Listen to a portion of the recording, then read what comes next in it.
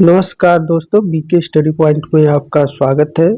आप लोगों को पता है कि हम लोग सामान्य विज्ञान के अंतर्गत भौतिक विज्ञान का ये चौथा लेक्चर होगा और लास्ट होगा। तो इससे संबंधित जितने भी महत्वपूर्ण बिंदु थे उनको हम लोगों ने सॉल्व किया। तो आइए आज का लास्ट लेक्चर इसको भी कंप्लीट करते हैं और अपनी तैयारी को और भी बेहतर बनाते हैं। आइए शुरू करते हैं पहले क्वेश्चन से। परमाणु बम बनाने के लिए किन किन तत्वों का उपयोग किया जाता है? परमाणु बम बनाने के लिए किन किन का हम लोग प्रयोग करते हैं? तो ये होता है यूरेनियम 92 यूरेनियम 235, 94 प्लूटोनियम 239। ये दोनों का प्रयोग, यानी कि सी वाला ऑप्शन हमारा सही हो जाएगा। और जो परमाणु बम होता है हाइड्रोजन बम से कितना गुना? 1000 गुना क्या होता है? अधिक शक्तिशाली होता है। इस चीज को भी ध्यान रखना। आगे बढ़ते हैं। दूसरा क्वेश्चन, सूर्य के बाद पृथ्वी के सबसे निकटतम तारा कौन सा है? इसको बोलते हैं प्रोक्सिमा सेंचुरी, यानी कि बी वाला ऑप्शन हमारा सही हो जाएगा, यानी प्रोक्सिमा सेंचुरी इसका नाम है। हाइड्रोजन बम परमाणु बम कितना गुना अधिक शक्तिशाली होता है? हाइड्रोजन बम परमाणु से कितना? तो 1000 गुना अधिक शक्तिशाली होता है, यानी सी वाला ऑप्शन हमारा सही हो जाएगा। फोटॉन की खोज 1919 में किसने की थी? तो देखिए इस पर एक हम लोग लिखे थे ईटा पगनाच, ठीक है, इस तरह याद किए थे। मतलब इलेक्ट्रॉन का चिन्ह जे थॉमसन, फोटॉन का चिन्ह गोल्डस्टीन और नाची मतलब न्यूट्रॉन की खोज चैडविक ने की थी, ठीक है। तो हमें फोटॉन की खोज की बोला है, तो कौन है? गोल्डस्टीन, यानी कि बी वाला ऑप्शन हमारा सही है। निम्नलिखित में से इलेक्ट्रॉन का आवेश है, तो इलेक्ट्रॉन का आवेश क्या होता है? माइनस, यानी नेगेटिव चार्ज रखता है, यानी सी वाला ऑप्शन हमारा सही हो जाएगा, यानी -1.619 कूलम ये हो जाएगा फोटॉन का।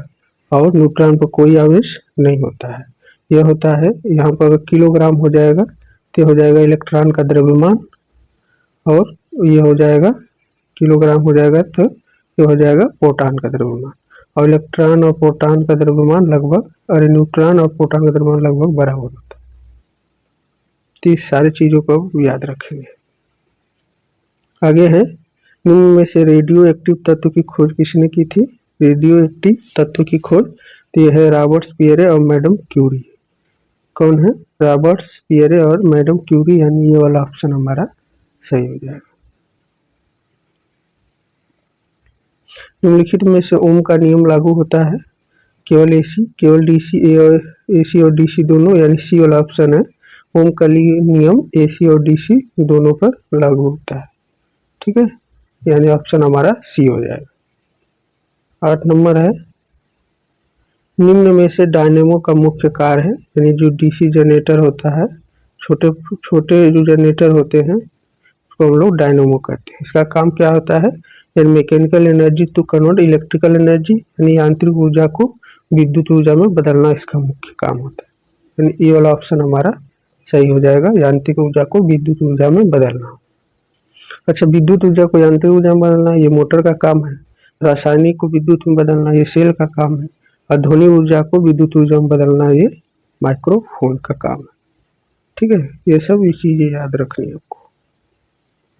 9वां है, ट्रांसफार्मर किस सिद्धांत पर काम करता है? तो ये म्यूचुअल इंडक्शन पर काम भी करता है और सेल्फ इंडक्शन। ऑप्शन जब ए और बी दोनों दिया तो हम ऑप्शन सी के साथ जाएंगे, यानी कि स्वप्रेरित, क्योंकि जो सेल्फ इंडक्शन होता है उसको ऑटो ट्रांसफार्मर होता है उस पर यूज होता है, और म्यूचुअल इंडक्शन जितने भी ट्रांसफार्मर आते हैं म्यूचुअल इंडक्शन पर काम करते हैं, ऑटो ट्रांसफार्मर को छोड़कर।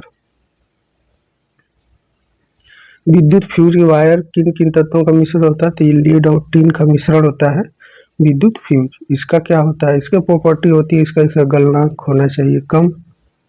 गलनांक क्या होना चाहिए? इसको मेल्टिंग पॉइंट बोलते हैं, ठीक है। इसका गलनांक होना चाहिए कम। ये जो फ्यूज वायर होता है लीड और टिन का मिश्रण होना चाहिए, ये बहुत ही महत्वपूर्ण है। और ये क्या होता है? लाइन के सीरीज में हम लोग इसको लगाते हैं। आगे बढ़ते हैं।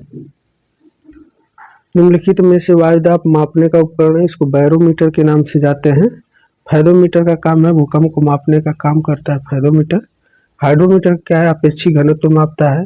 हाइग्रोमीटर क्या है, ये क्या करता है, वायु की आर्द्रता को मापता है, यानी कि D1, ये अपेक्षित घनत्व को मापता है। 12 नंबर, निम्न में से कौन सा कथन गलत है। सापेक्षता का सिद्धांत आइंस्टीन ने दिया था, सही।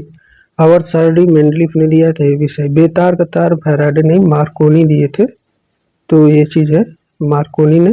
अप्रमाण किशोर डाल्टन ने, जॉन डाल्टन ने किया था, यानी कि ऑप्शन हमारा सी हो जाएगा, बेतार का तार।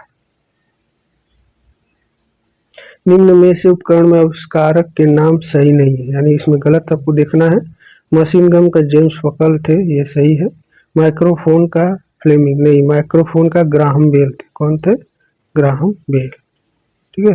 गैल्वेनोमीटर एंड्रे मेरी एम्पियर सिख है। फाउंटेन पेन वाटरमैन, यानी ऑप्शन हमारा क्या हो जाएगा, बी।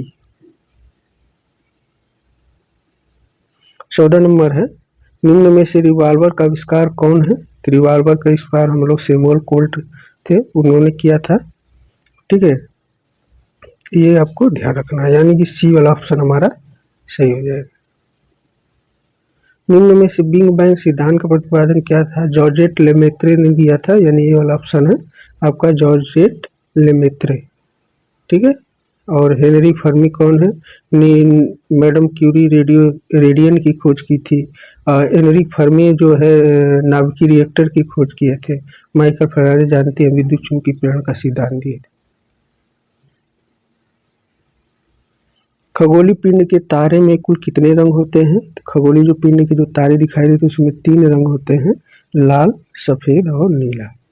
ध्यान रखना है, लाल, सफेद और नीला, यानी 3 रंग दिखाई देते हैं।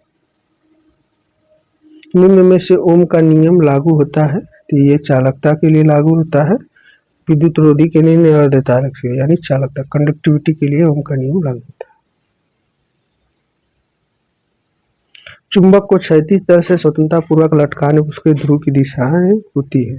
तो ये अगर कोई चुंबक को हम लोग स्वतंत्रता पूर्वक लटका दें, ठीक है, तो क्या होती है, उसकी हमेशा दिशाएं उत्तर से दक्षिण की होती है, नॉर्थ टू साउथ, ठीक है। तो इस चीज को ध्यान रखना आपको। किसी भी चुंबक का समान ध्रुव एक दूसरे को क्या करते हैं, देखिए अगर ये किसी भी, मान लीजिए नॉर्थ और ये साउथ, तो ये एक दूसरे को क्या करते हैं, आकर्षित करते हैं, अट्रैक्टिव करते हैं। अगर वहीं पर ये नॉर्थ हो गया और ये भी नॉर्थ हो गया, तो ये दूसरे को क्या करेंगे, रिपल करेंगे। तो यानी असमान ध्रुव एक दूसरे को आकर्षित करते हैं, और समान ध्रुव एक दूसरे को प्रतिकर्षित करते हैं। तो इस चीज को ध्यान रखना। तो ये असमान पूछा है, तो ये आकर्षण हो जाएगा, बी वाला ऑप्शन हमारा सही। आज का लास्ट क्वेश्चन होगा, निम्न में से अनुचुंबकीय पदार्थ के गुण हैं। अनुचुंबकीय पदार्थ वो गुण होते हैं जिसमें थोड़े बहुत चुंबक के गुण आ जाते हैं, उन्हें अनुचुंबकीय पदार्थ। यानी कि तांबा क्या है, एक डायमैग्नेटिक मटेरियल है, प्रतिचुंबकीय पदार्थ है। चांदी भी है, कोबाल्ट एक फेरोमैग्नेटिक पदार्थ है, यानी कि ए वाला ऑप्शन हमारा हो जाएगा। एल्युमिनियम एक अनुचुंबकीय पदार्थ है, इसमें वायु भी आ जाता है। तो ये वीडियो आपको कैसा लगा कमेंट बॉक्स में जरूर लिखिए, और ज़्यादा से ज़्यादा अपने मित्रों में शेयर करें और सब्सक्राइब करें। आज के लिए बस इतना ही, और नेक्स्ट टॉपिक लेकर जल्दी आपके सामने हाजिर होंगे। जय हिंद, जय भारत।